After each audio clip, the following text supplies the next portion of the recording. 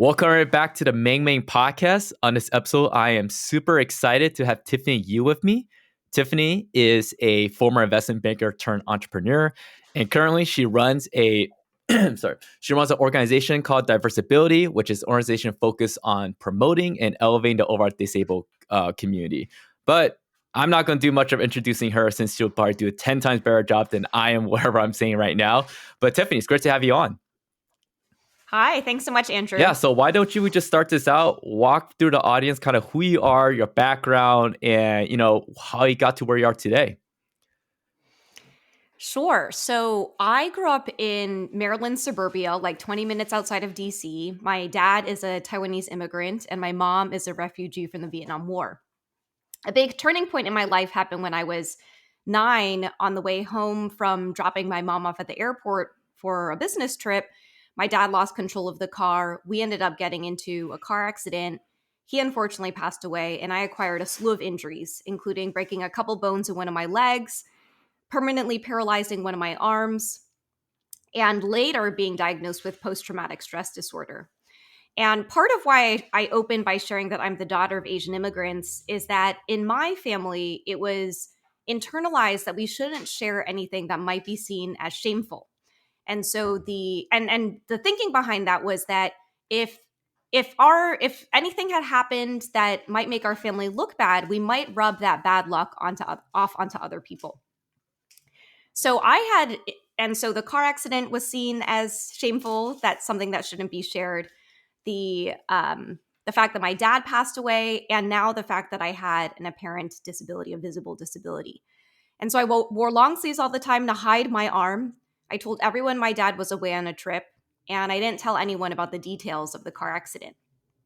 And I actually think that that's what exacerbated what became a PTSD diagnosis, because I didn't let this 9-year-old girl kind of give her the space to heal and process her trauma.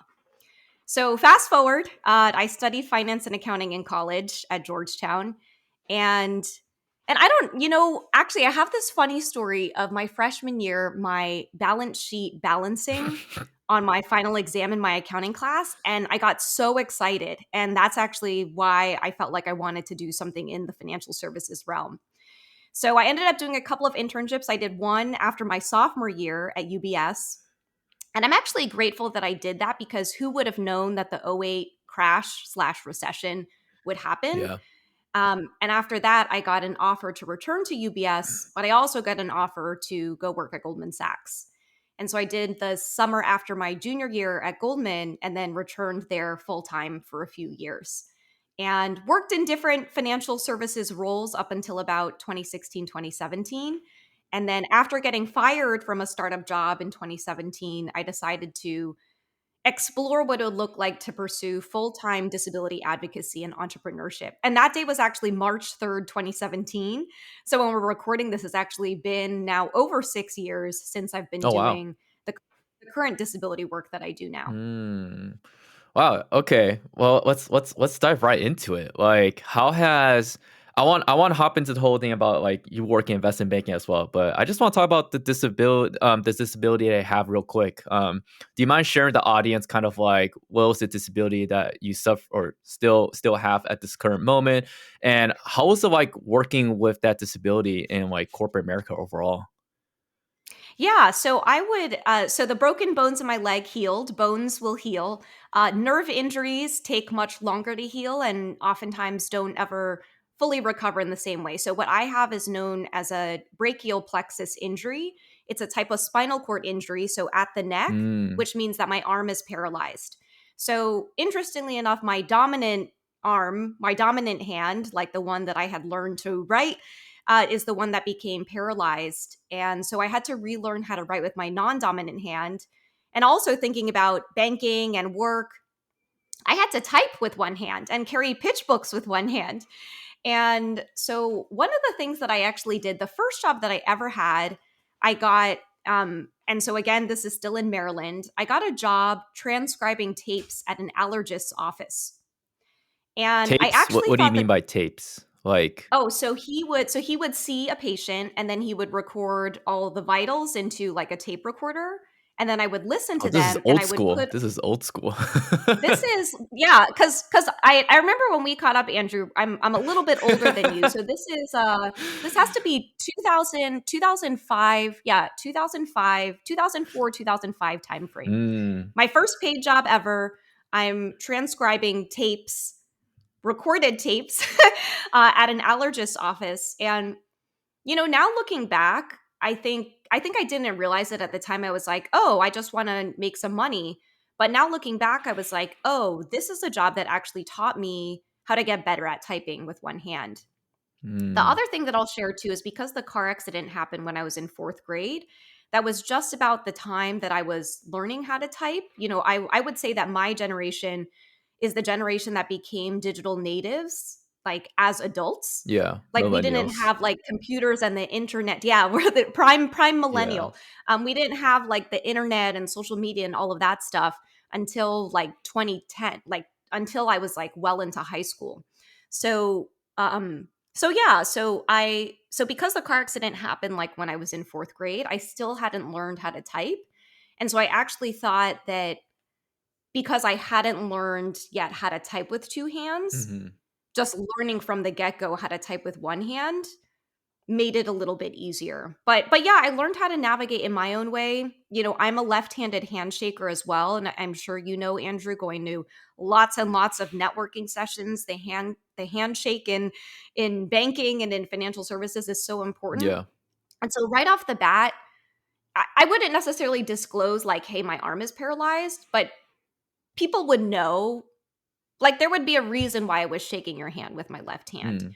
Mm, And so I'm really grateful. I don't know. I actually think that there are many micro points of my disability advocacy that came out during my time at Goldman, whether it was having to carry 40 pitch books to a meeting in Switzerland, but putting them all into my roller luggage, and being able to transport them that way, to having an ergonomic assessment done of my desk area and having the ergonomic specialist ask me if I could benefit from speech to text technology.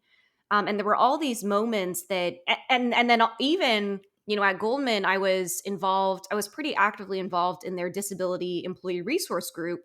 And that actually became the inspiration for all of the work that I do now, because it made me really think about, hey, for those of us who don't get to work at places like Goldman and Bloomberg, or are at smaller startups that don't have these employee resource networks or affinity groups or communities that we can plug into, where do we go to find community? hmm. What was it like breaking into investment banking slash Goldman Sachs back in like 2009? Was there also, did they also have like, I guess, diversity hire back then? Or was it everyone just like, everyone went through the same process? That's a great question. So I did something that maybe in retrospect, so I'll share what I did. Yeah. So I actually studied abroad spring of my junior year. I studied abroad in China, because not only did I major in finance and accounting, I also minored in Chinese language and Hmm. Asian studies. So spring of your junior year, for probably many of your listeners, is when prime recruiting season happens. Yeah. But and I had Sophomore year decided now, by the way. It's sophomore year now. Like oh, is it? people recruit for the junior year internship sophomore year spring. So right now, as a sophomore, you're recruiting for next summer's internship. Oh, Is that interesting, insane? interesting. Isn't that insane? Well, what was fascinating to me was I would tell people that I was studying abroad in the spring this of my junior year, and they would be like, "Oh, but what are you going to do about your summer internship?" And I was like, "Can you be more excited that I'm like going to mainland China Yeah. for What the about your first time ever?" career, you know? Yeah. So, but I also think it was a different time. I think about, as millennials, every coming of age moment that we have had in our lives has been paired with some economic volatility. Mhm. So, right when I was in middle school, that's when or like when I was born, that's when the 80s recession happened. Mhm. And then the dot-com boom happened like right as I was finishing middle school, going to high school, and then when most of us graduated from college, we were in the middle of a recession, and now we're kind of Buying a house. right? Trying to buy a house at this Yeah, stage. Yeah. and now at this stage in 2023, many of us are considered like mid to senior level career, but we're starting a family, trying to buy a house, and the economic climate is also volatile as well. Yeah. And so I just wanted to highlight that was the environment, and that's why people I think were more concerned about my career. But I also think, I will share something that happened before I got my sophomore internship at UBS was I also received a State Department scholarship to learn Mandarin in Harbin like that summer. And that was like um a pretty prestigious opportunity as well. Yeah. And I was actually really torn, do I do the UBS internship or do I continue to deepen my understanding and my study of the Chinese language? Hmm. And I remember asking my mentor, and she said, 10 years from now, are you going to look back and regret not going to China? Or 10 years from now, are you going to look back and regret not having worked at UBS? And what's fascinating is none of us knew that the '08 recession was going to happen. And everything now in retrospect, and I didn't know this at the time, but that sophomore internship secured my junior internship that made it so that in a recession period, I not only had a backup plan, which was going back to UBS, I could now be a competitive candidate that these other banks were like, oh, well, if UBS wanted Tiffany, like maybe we should look at Tiffany too and interview her. So the interview process that I went through was the study abroad interview process. So my interview happened in December of my junior year, like right before I went to study abroad. And then I didn't find out until the spring, like when most of the other offers went out as well. Interesting. Interesting. Wait. So it's kind of funny how like we're talking about you went into the thing that kind of screwed over the economy back in like 2008, 2009.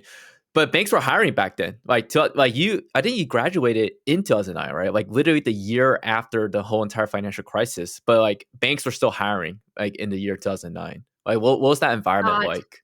so I graduated in 2010. So in 29, Oh, a lot of my classmates did have their offers rescinded.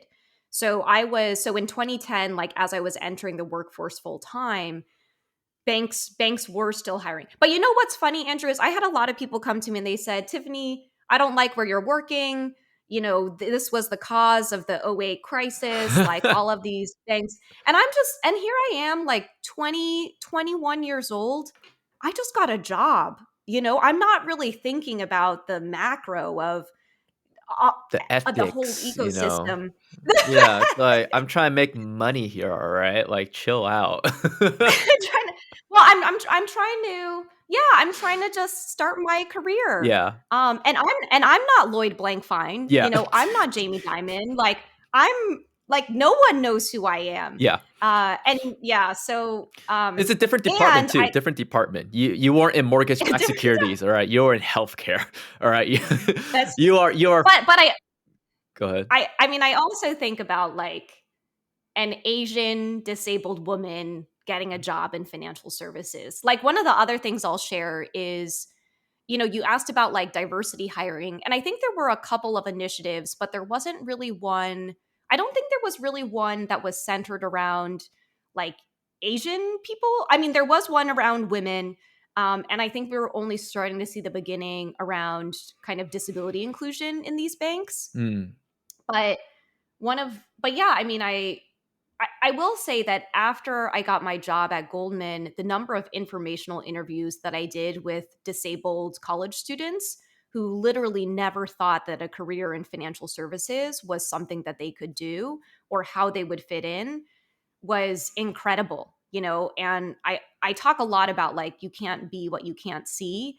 And like we can shit on where I started my career all you want, but yeah. like the fact that now I can point to so many disabled friends who are now VP level at their banks or working their way up or like went through the analyst program makes me really proud. Even if there are you have ethics questions about the whole thing. It's just a job in a day. Like many people are like, for example, I used to work at Wells Fargo, right? And everyone's like, "Yo, wasn't that the bank that like was trying to scam people?" I'm just like, dude. Number one, I didn't even know about. Number two, it's like, all right, you're gonna blame like a company with over 100,000 employees, like every single person that works there is like a bad person. It's like, I don't know. I don't think so. Um, but I mean, what was your experience like working investment banking though? Like, did you like it? Like, what was it like in 2009? Like, overall your experience?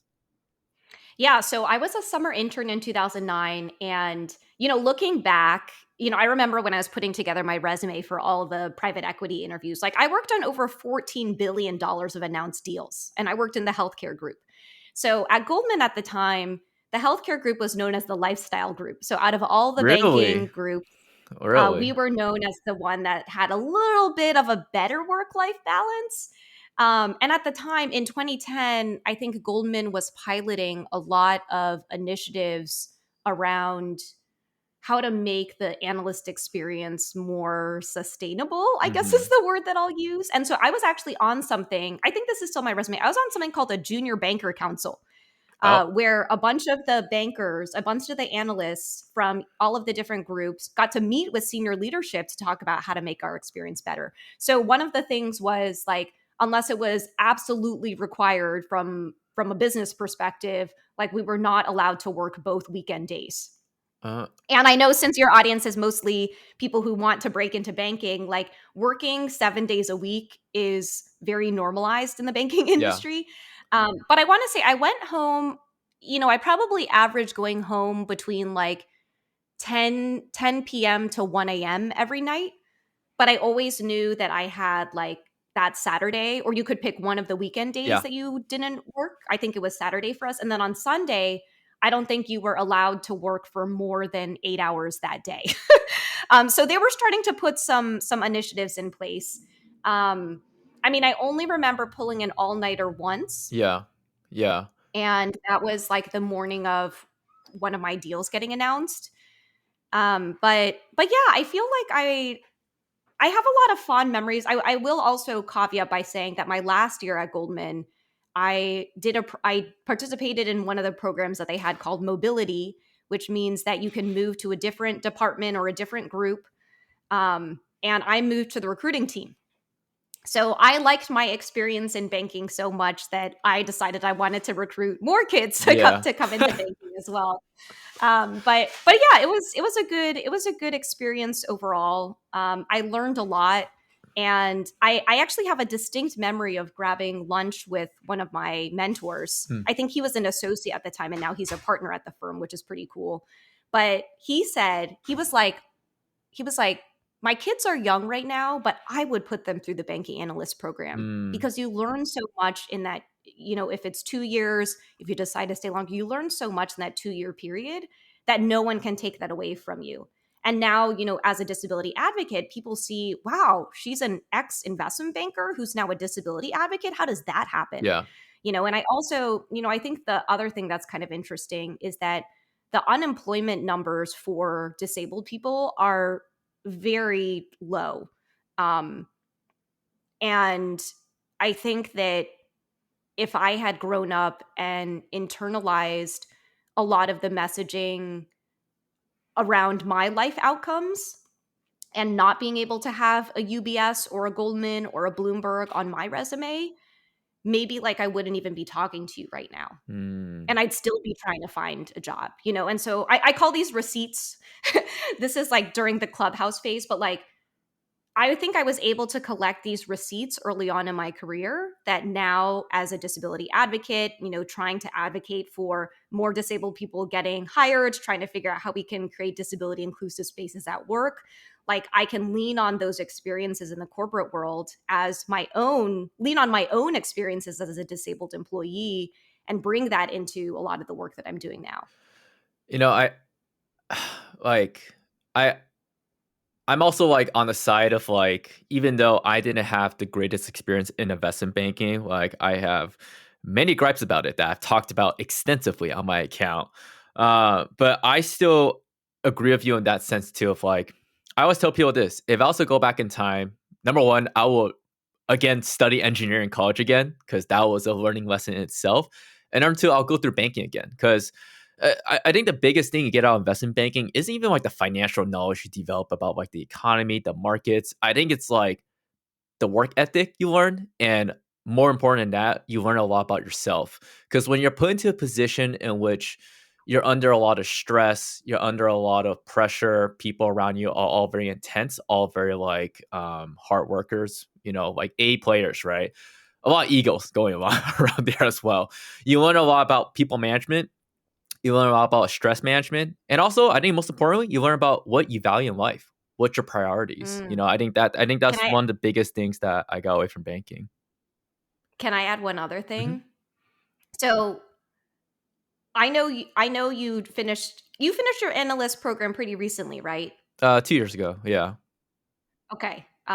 2021. yeah, Okay, so I finished my analyst program in 2012. So that was 11 years ago. And the other thing that has been so valuable has been my colleagues, because my colleagues are not bankers anymore. Like, I think about, actually, this is a fun story. no, In yeah, 2017, yeah, I know, in 2017 after I got fired from a startup job, I was then exploring what diversibility might look like full time. And one of my friends that I met through banking, he was a year older than me. I think he worked in TMT, like technology, media, and telecom. hmm, And he was like, "Hey, Tiffany, I see the disability work that you're doing." And he was like ex Uber, now working at, like, now building his own startup, like in the autonomous vehicle space. And he's like, "Can I hire you to come and talk about disability inclusion as we like continue to build our company?" And after I did that with him, he paid me $5,000 for that. And I had never been paid that to do anything. Like, I had always been used to like a salaried job. So yeah, this was my first time like as an independent contractor, like going out. And I look back and I'm like, Diversability's earliest supporters were my old colleagues at Goldman. Whether it was contributing to a crowdfunding campaign because I wanted to pay for the legal stuff to get us incorporated, whether it was, my friend Justin who paid me to come in to his company. Yeah, I think you'll be able to see it a couple years from now because you're still fresh. But my friends are now investors at VC funds. They are running their own startups. They are getting appointed to fancy positions in the White House. yeah, So now that I've been, 10 years out, over 10 years out from my experience, or I guess this year will mark 10 years since I worked at Goldman. I Keeping those relationships, you're still connected to them on LinkedIn in one way or another, and they all move to different companies and can think of you for different opportunities. yeah. That's why, like, recently, like, I actually exactly know what you mean by that. Like, sometimes I look at LinkedIn, I'm like, oh, this guy's a VP now.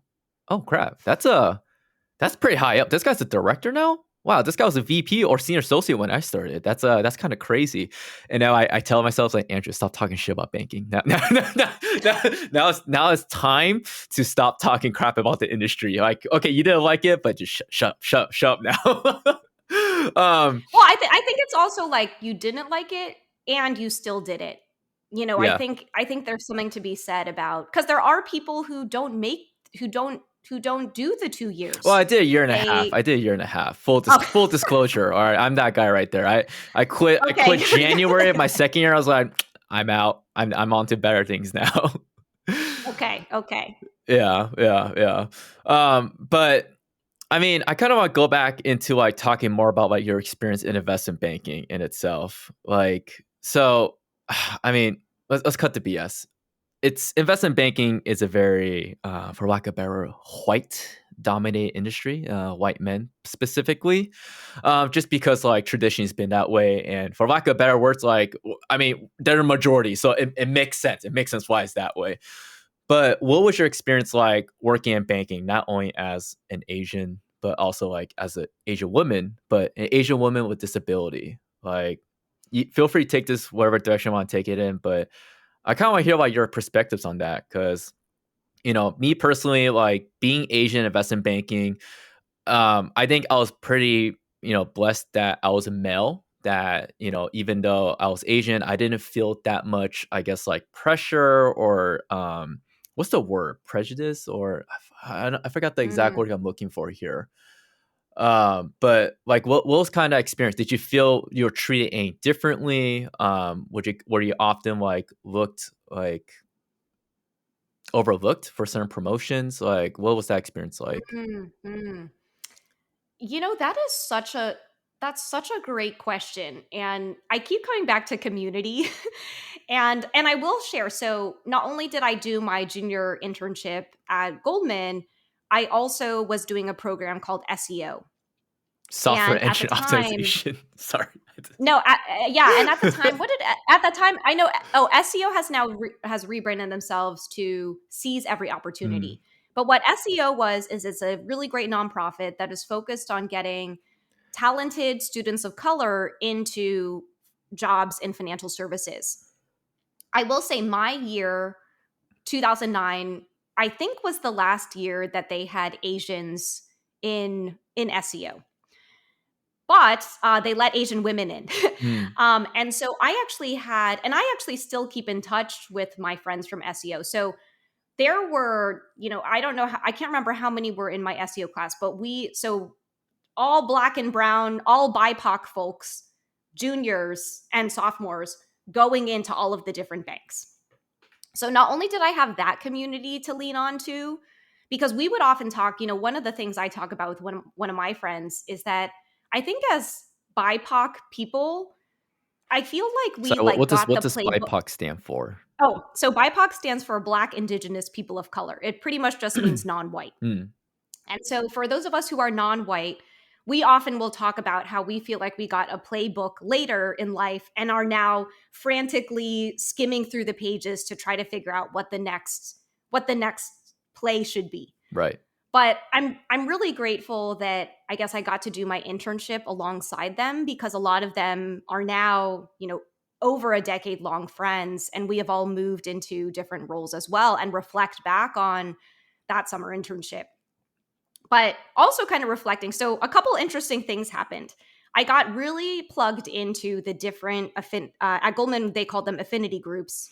I got really plugged into a couple of the affinity groups that they had. They had one for women, they had one for disabled employees, and they had one for Asian American Oh, and Pacific you're all of Islander. them then. So I was involved in all of them. And also, while I was in college, I co-founded a Taiwanese American club. So what was actually fascinating was one of the co-leads of the Asian affinity group wanted to meet with me to learn more about what I had done around this Taiwanese club, because this is back in 2009. We're talking about how diverse the Asian diaspora is, Hmm. and how do you make sure you're encompassing South Asians in this as well? And, and we were kind of just talking about some of that. And I don't know, I just reflect on when I was at Georgetown, there were 14 different Asian related groups. Hmm. And I loved that. And there was space for all of us, right? And we would we called ourselves collaboration. I So, um, love and it. and not only that. So the other thing about the healthcare group at Goldman was that a lot of the senior leaders were women, Mm, and I actually think that is part of why. So I'll share two other things around women, which is not only in my group did I feel like I had mentors and sponsors who were really, and these were VP level and above, going to bat for me behind in rooms that I didn't have access to. I also would have like women banker dinners with my analyst friends, and we would come together and talk about if we were experiencing anything or anything like that. yeah. But I don't know, I will say I felt probably not the answer you were looking for. I felt very held. It reinforced to me the importance of communities across a bunch of different identities. Hmm.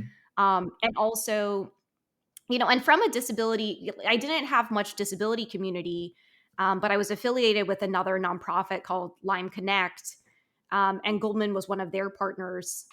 And um, and yeah, we didn't have much of a community on the disability side, Hmm. but I saw the beginnings of what it could look like. And those who were involved in the disability employee resource group were pretty senior, like VP or managing director level and above. So I also knew that even outside of my group, I also had people who were advocating for me. Yeah.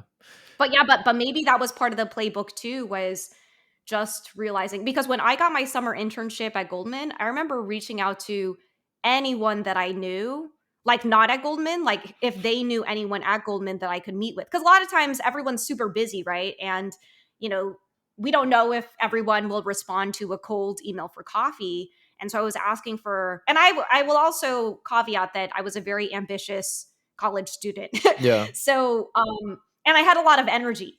And I I just leaned onto whatever networks I did have to try to meet anyone and just try to build my community and my stickiness at this firm.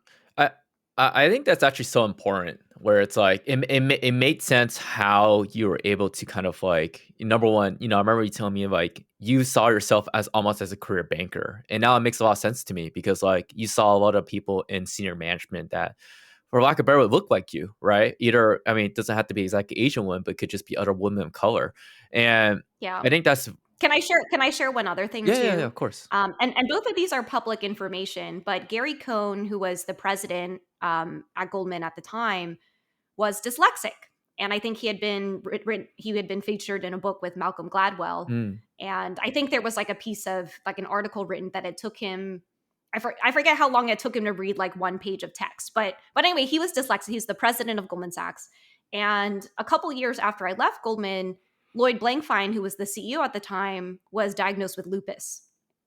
And both of those are disabilities or chronic illnesses, depending on, what vernacular you want to use. mhm, And so I have the number one and the number two people at my firm who have diagnosed disabilities. And they're not full-time disability advocates. They're running a Fortune 5 I mean, company, the current CEO is a DJ. Okay, so Oh yeah, no. Oh, and I will say so. David Solomon was the head of banking when I was at Goldman, and a couple of years ago, I actually emailed David. So one of the things that I actually loved about Goldman is that it is a culture of over communication. Mm, Now you can view the positive and the negative side of it, but it means that you will get a response, even if it's two sentences, even if someone else wrote it. So I wrote him an email because they were exploring kind of bringing me in for some disability programming that they were doing. mm. And so I emailed him and he came back to me and he said, and I don't know who wrote it, but it was something along the lines of, we've been following your career and we're so proud that you're a Goldman alum and all of the work that you're doing to advocate for people with disabilities. And I'm like, the CEO, if it was him or if it wasn't, and he is a DJ, Yeah. he Diesel. responded. He, but it reminds me, it reminds me of getting introduced through one of my SEO sees every opportunity or sponsors for educational opportunity. Through my SEO network, I got introduced to the chief diversity officer of a rideshare startup. And even after a couple pings, again, this is a warm intro, I never heard back. And so it was such a stark contrast to me of the culture that Goldman had really instilled, that no matter who you are, if you're an analyst, if you're not even at the firm anymore, like you will get a response. And that feels really good. Doesn't that feel good? Mhm. Yeah, yeah. Because often as a little guy, like, you'll never hear from anyone from above. It's like it's almost like the culture of, like, whatever rank you're at, you can only communicate with people at that rank, and then if you're talking to someone above that rank, you're like and it's like almost they're doing you a favor by speaking with you, right? And, I mean, I Mm. think that's just Yeah. for corporate America in general. Well, I think, now like almost 15 years into my career, I notice. So I remember one time I was back in New York and I decided to go visit my colleagues at Goldman. So I went to the Goldman office and I remember walking by one of the managing directors that I used to work with a lot, like when I was an analyst. But now I'm not even at the company anymore and I'm running my own company. Mhm. And I was so nervous. I remember like feeling how I felt as an analyst. Like, your heart's beating, you're sweating, you It's don't know like, if you "Oh, have crap. all the backup data. Don't mess up what you say right now. Yeah. How's your weekend? Oh, good? Oh, yeah, what'd you do?" It's like, "Oh, crap. I can tell about my Friday night already." And he's like, "Oh, yeah, I just watched a movie," or something. But you know what? I've been actively trying. So even in that moment, I remembered how nervous I was and I sped by his office and then I said, "I'm not that person anymore." Mm, And I went back and I knocked on his door and I said hi and I said, don't know if you remember me. We worked together a lot on this stuff. Now here's the work that I'm doing. And I'm like, maybe that's part of like growing up, but it's so fascinating how I felt like I got transported back into that environment. I used to make a joke that you could tell if someone was an analyst or an associate or a VP or an MD by how quickly they walked. Really? Wait, Because what's the joke? What's the joke?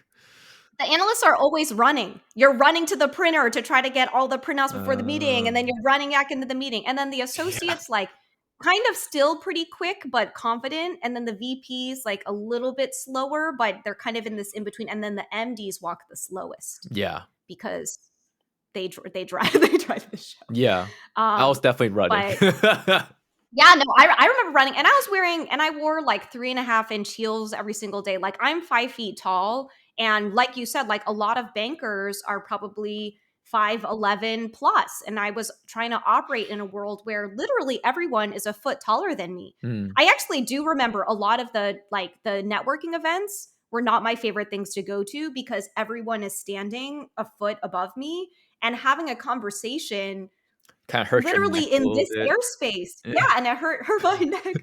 But yeah, it was a good time. I mean, again, I'll caveat that I was a recruiter my last year at Goldman, so I had a good enough experience during my analyst years to want to stay and try to recruit. And ultimately, like, part of why I became a recruiter was because not only did I understand the industry, but I love talking to the next generation about the opportunity that this role could open up doors for you.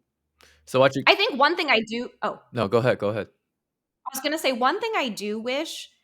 So, for me at the time, and now I think there are a lot more opportunities, but in 2008, 2009, I felt like the only types of opportunities that were sought after were either banking or consulting.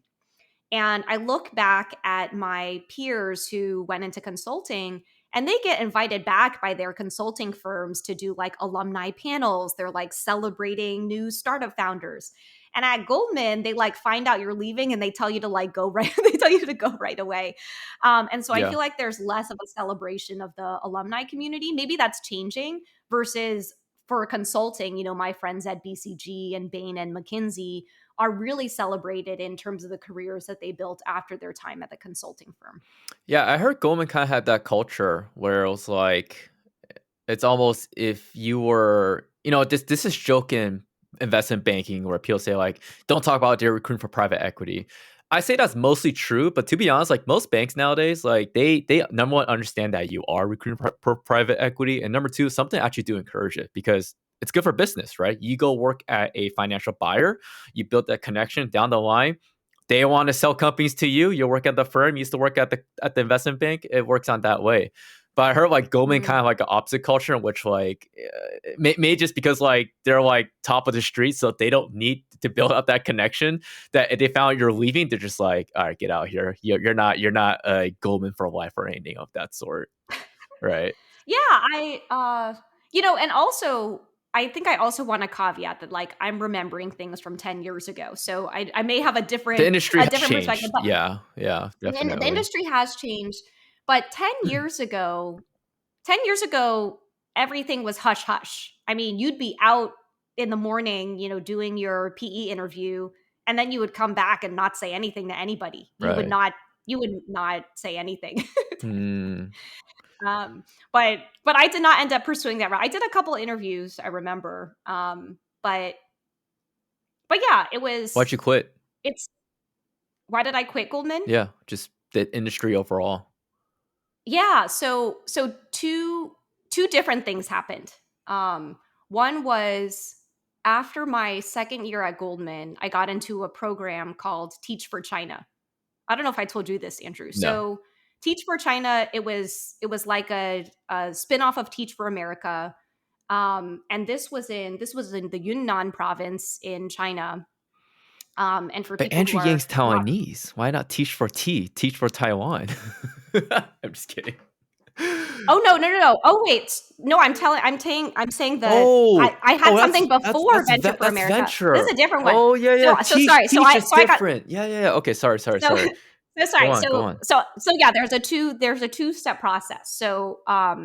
So right after my second year, I think I was trying to figure out, do I want to stay at the bank? Like, what do I want to do?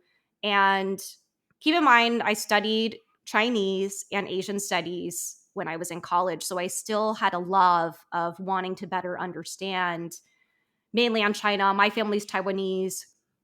And I got into this program called Teach for China and to teach English. And so then I was like,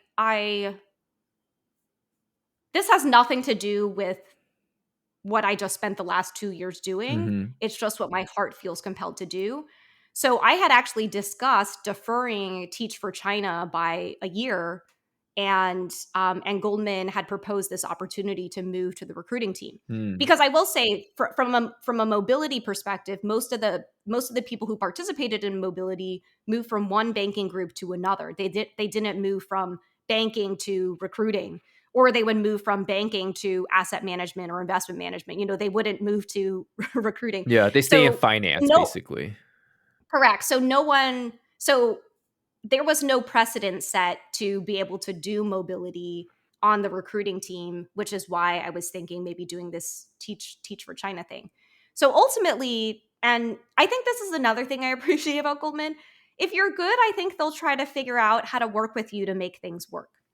So I will also caveat that before I got my full-time offer at Goldman, I also applied for a Fulbright. This is my senior year of college, to go to China. So this China thing and I had studied abroad in China, and what's so fascinating now is I like China's like not really, other than being Asian and Taiwanese, and you and I meeting in a group for Asian creators. Mm-hmm. I guess I'm still starting to get back involved, but so originally I was going to defer going to work at Goldman if I had gotten the Fulbright. My proposal, even though it was highly recommended by my university, I think was seen as too controversial because it was Mm-hmm. around the Sichuan earthquake, which had happened Oh. in '08. And I think any mention of earthquake to the Chinese government, I don't know. I don't want to speak too loudly about Yeah, this thing. yeah. So anyway, so I didn't. TikTok's I watching didn't. us. So I didn't. I know. So I didn't get the Fulbright. So I ended up going to Goldman, which was the plan. And so you'll also see that I feel like I'm like the master of the backup plans. Mm. So here we are. Now it's 2012. I apply for Teach for China. I get in, and I'm trying to figure out, okay, I'm going to defer Teach for China by a year so that I can do this 1 year on mobility at Goldman. And while I was on the recruiting team, I ended up applying for another program called Venture for America, which was run by a fellow Taiwanese, Andrew Yang at the time, or co-founded by him, to work in because they were seeing like talent drain out of a lot of smaller cities to these big cities, New York, San Francisco, and they wanted to redistribute talent across America. So I'd gotten into the program, and actually in my farewell email at Goldman in 2013, it said, "Hey, I'm going to go pursue Venture for America." Ultimately, that opportunity did not work out. Mm-hmm. Sorry, should I say that again? I just No, that's fine. did you? You can continue. Oh, did you hear? Yeah, Did yeah, you I hear heard my that. I heard notification? that. All right. Oh, okay, Op- Opportunity didn't work out. We can say that again. okay. So the Venture for America opportunity did not work out, and after that, I ended up actually getting a job at Bloomberg, and that started a different trajectory as well. So yeah, I think I left. Oh, but ultimately why I left was I felt like my lifestyle wasn't sustainable. I think the interesting thing was that when I moved to recruiting, a lot of my banking friends were like, "Wow, your hours must be so much better." And what I realized, and what I came to appreciate, another thing I appreciate about Goldman, Mm-hmm. is that everyone works banking hours. Mm. No matter, but we were talking about work ethic. No matter who you were at the firm, they commanded or demanded a level of exceptionalness or exceptionality, that and a level of operating that it felt banking level. Mm. And part of why, so like you said, I did go into banking thinking I would be a career banker. I wanted to experience the slowness of my walk as I progressed in my career. Yeah.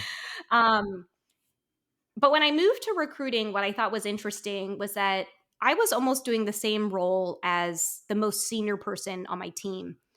And I I wasn't sure if that's what I wanted. And I think one of the things I've learned, and maybe this is a millennial trait, is that my number one value is learning. Like, I just love learning. I love learning different things. If I look at all of the different career pivots I've had, they've been somewhat connected, but not really. But they've all exercised different parts and helped me gain new skills for my toolkit. So I left Goldman thinking I was going to do this Venture for America opportunity. I would have been one of the older fellows in the program, Hmm. and ultimately it didn't work out, and I ended up pursuing a different path. Yeah. So, looking at your LinkedIn, it seems like you were kind of hopping around different opportunities from Bloomberg to Revolt Media. How did you end up, where you are at today with, running? I'm assuming you're running diversibility full time as of now since like 2015. So, what 2017, yeah. 2017? What was that experience like? Just like hopping around different jobs and you know, I guess like kind of like, advice to younger generation, like what is your advice to like job hopping? Like working at Yeah. multiple places. So the last time I probably applied to a job and didn't have a referral was actually Goldman. So I ended up getting my job at Bloomberg because I got referred over to a production assistant role through my alumni network. I actually ended up getting my job at Revolt because someone I worked with at Bloomberg was actually an investor in Revolt and saw that I had made this transition from banking to media. And he's like, well, here's an opportunity to combine both your interest in banking and media together, now doing banking at a media company. Yeah. And then the last startup job that I had, I found through a women's community that I was in, and ended up getting referred there. I was only there for 6 months. It was not my strong suit, and I also want to highlight. I think a lot of people will look at my LinkedIn highlight reel and say, "Wow, you're good at everything. You achieved all these things." I got fired from a job. Like, if you're not good, you're going to get fired or you're going to decide to leave. Or if you're not like super happy there or don't feel like you're thriving or learning, Mm. you're going Yeah. to leave as well. So yeah, I think for me, I do get nervous. I mean, now I've been in my current role for over 6 years now. But I did get nervous in those early years of people potentially looking at my resume and thinking, wow, she moved around a lot. But I think it all comes back to the story and how you talk about it. So if I have advice for your listeners, I guess I have two big pieces of advice. And one is I think we put so much pressure on ourselves for the summer internships that will then lead into full-time opportunities. And most of us who did banking as a summer intern and then did the analyst program, the majority of us are not in banking anymore. And I feel like we just put so much pressure on ourselves when we are 18, 19, 20 years old to feel like we should have our entire career figured out. So you're going to change your mind and Yeah. that's okay. And Yep. it's actually hilarious because if I think about my peers who were more concerned about my career than wishing me a good time studying abroad, now I look back and I don't know, I feel like way more fulfilled and I get paid more now than I did when I was in banking. The second thing is the power of your network. Like, never, I think there's this saying that says that your network is your net worth. And, even if it's just connecting with someone on LinkedIn and not having an active relationship per se, but subtly seeing like, oh, hey, this person's here now, or like, oh, hey, this person posted this update. You never know where people are going to end up. That, even now, I've really been reflecting on how that person I met at Goldman became our first paid client at Diversibility. Mm. And even, later in a couple of months, I'm going to do a speaking engagement because my friend now works at this extremely large finance payments related company.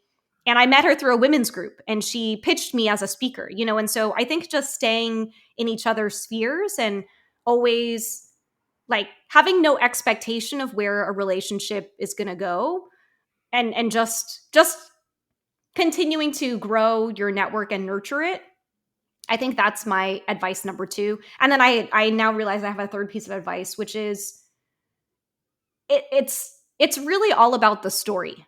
So if I look at all of the different pivots that I made, I can say, hey, I studied finance and accounting in college. This is why I decided to pursue investment banking, finance. Yeah.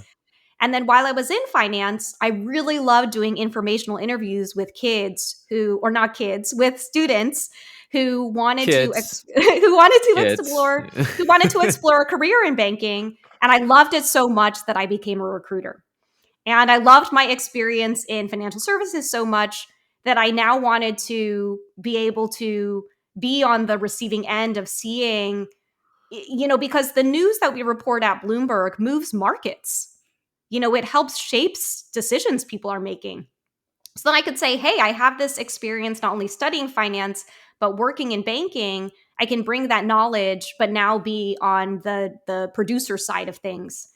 And I ended up getting poached from that role back. But then even going into Revolt, it's like now I've worked in the media industry. I've worked at a TV station. I know what it's like to be in the newsroom. And I also have finance experience. So now I can help run your financial model of this TV station that you're looking to launch. And then that last startup job that I had actually leaned more on the community aspect that I had been starting to do as a side hustle, working on diversibility, and leaning into that. So the story matters in the end.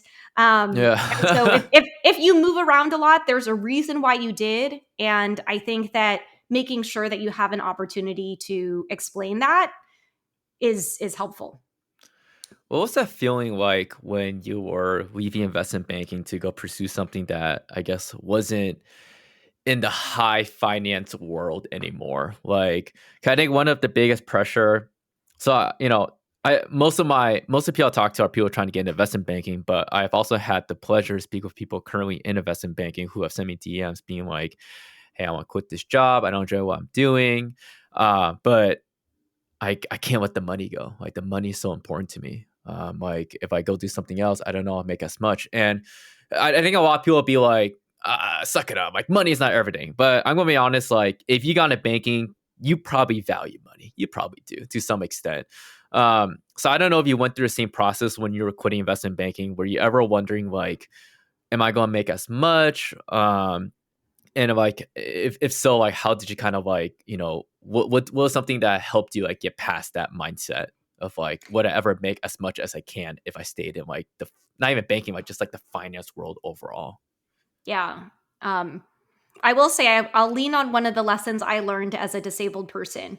So I will meet a lot of people who come to me and they say, I can't imagine having to relearn how to write with your non dominant hand. Or I can't imagine, I was in a wheelchair for 4 months after the accident. And they'll be like, I can't imagine.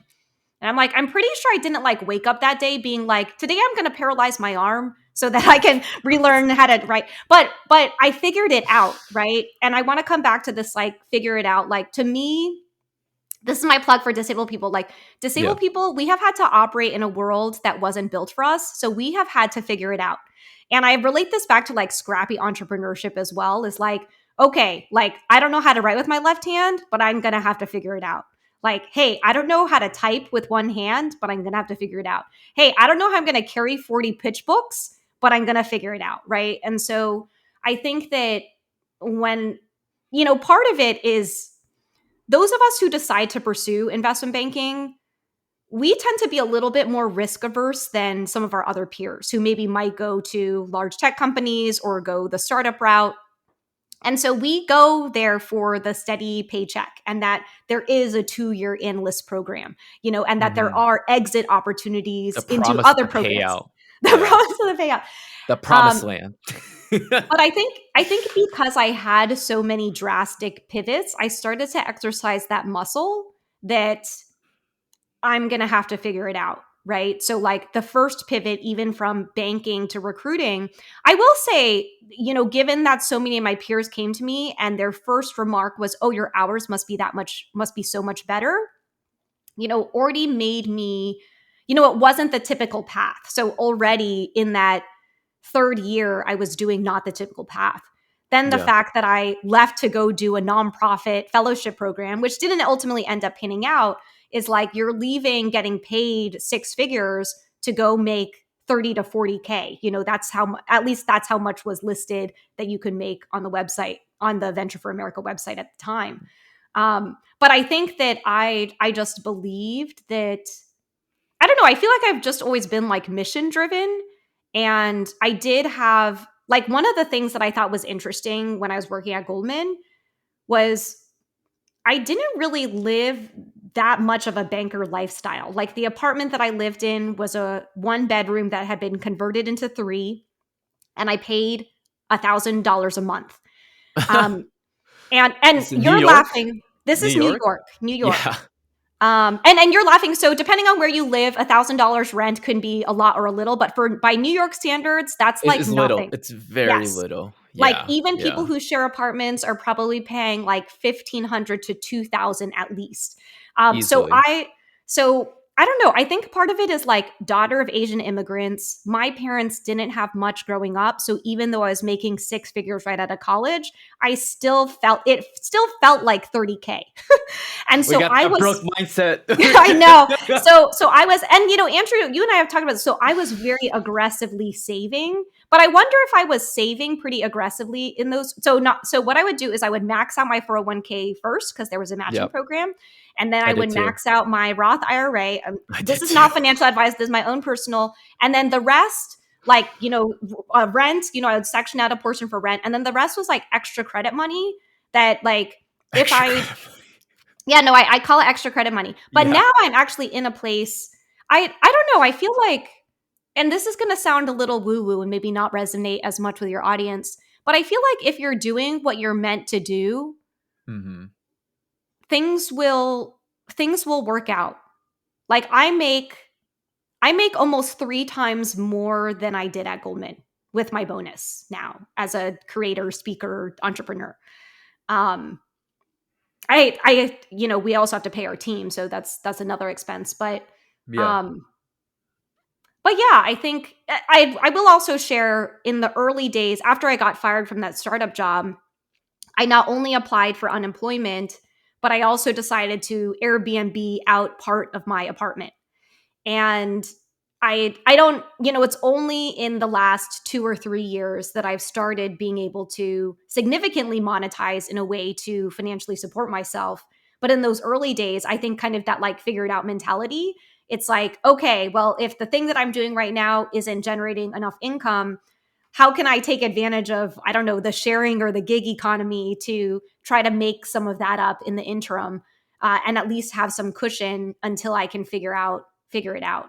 But a lot of people don't want to take that path, you know. Yeah. But Because I that's like think, what, 5 years, 7 years of like just like being in like the pit, trying to like well, figure also things keep in out. mind, so yeah, if I think about my salary, it was like Goldman salary from 2010 to 2013. And then I was paid $18 an hour as a production assistant at Bloomberg, so made quite a drop lower from Just a little 20. bit. Just a Just little bit. A little bit. I was a maybe boba shop barista in I 2021. Just a little bit lower.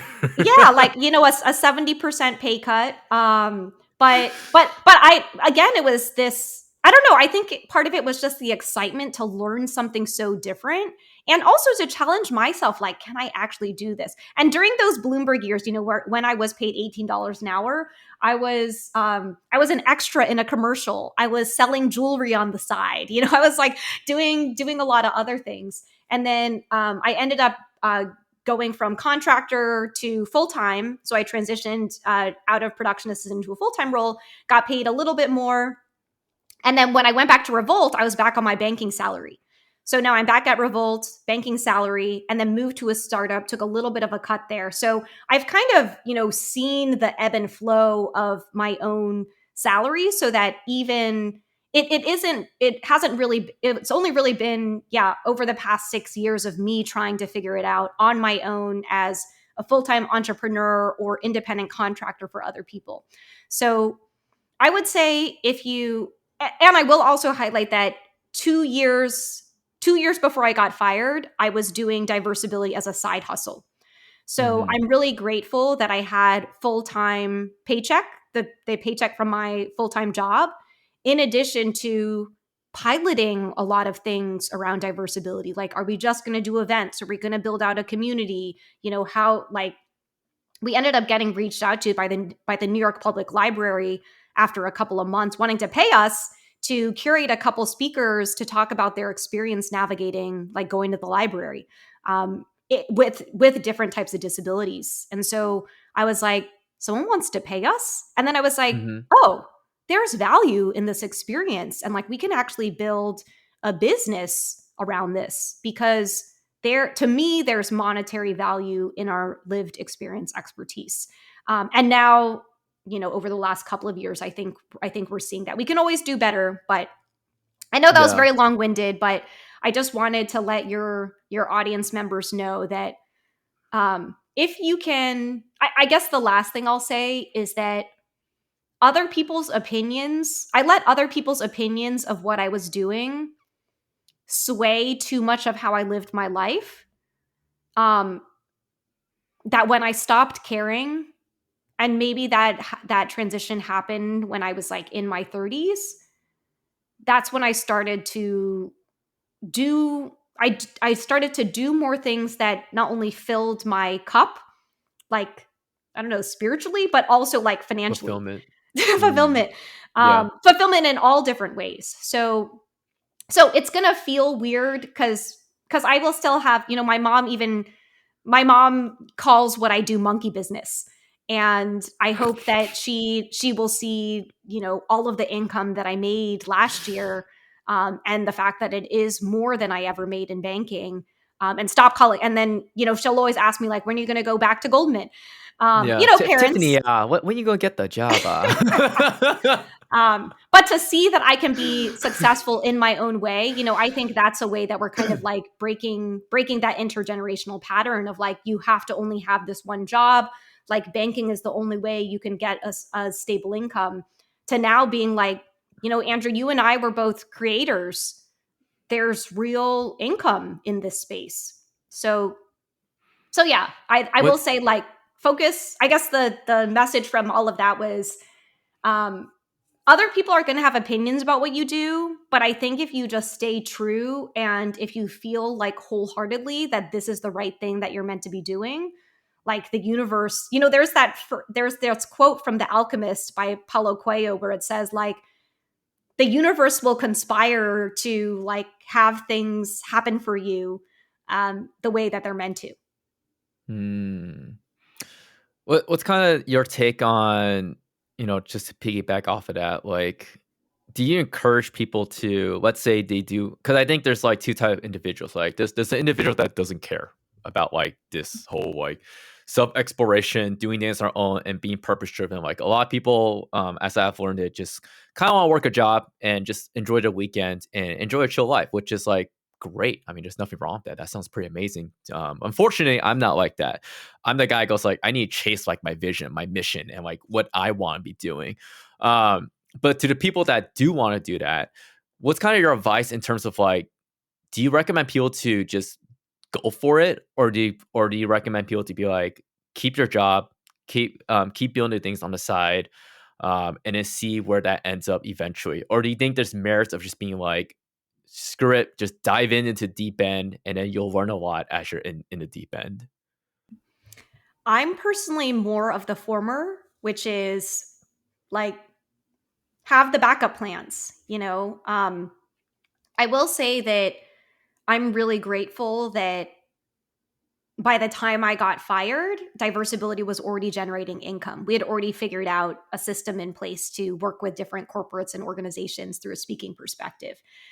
And if I hadn't had that, I probably would have just found my next job right away.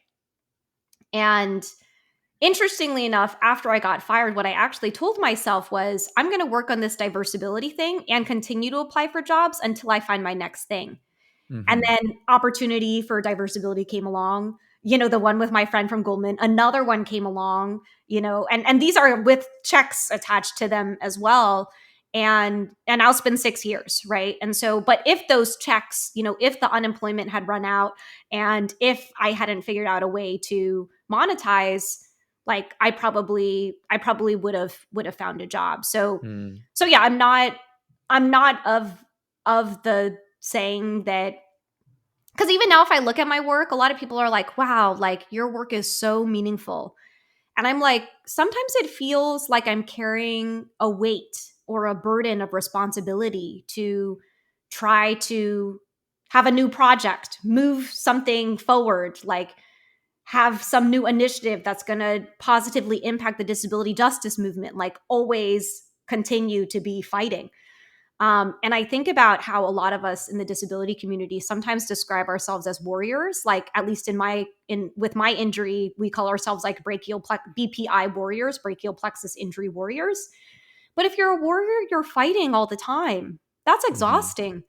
There are some times in this work that I feel so defeated and deflated, and I'm just like, man, I'm chasing after the next client.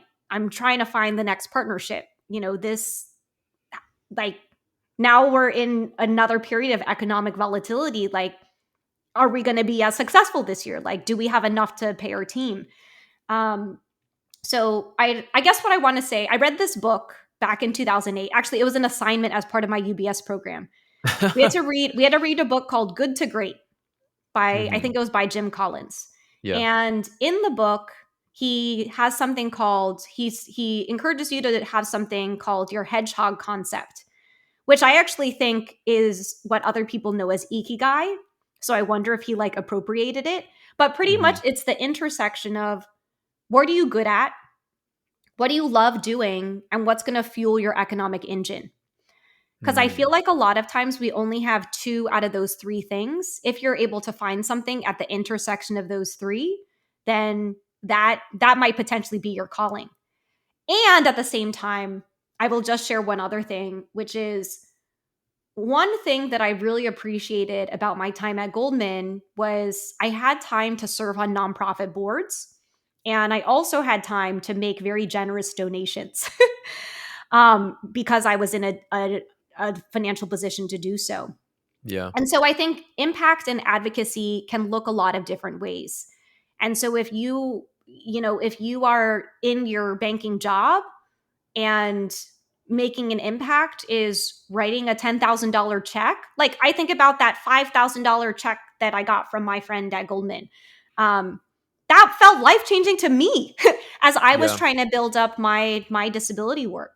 So I think that, and 10,000 or 5,000 or even $500, it might not seem like a lot to you, but depending on who you're giving that gift to or how you want to use that, it could really change someone's life. So there's no good, there's no bad to any profession. If you can find your ikigai or your hedgehog concept, that would be great. But if you're only fulfilling two out of the three in the things that you're doing, make sure you have another thing that you're doing that fulfills that third, right? um, but I think that I I have never given the advice. I can only base the advice on my own personal experience, which is I did the side hustle thing for a few years. I actually got a little bit burnt out. It was too much to be working full time and then trying to build up this side hustle. Yeah. But I'm glad I did it in that way so that when something drastic happened, like getting fired, and right now we are in a period where there are a lot of layoffs that are happening, is that like I had a backup plan that could help float me for a little while if I couldn't figure it out. Yeah.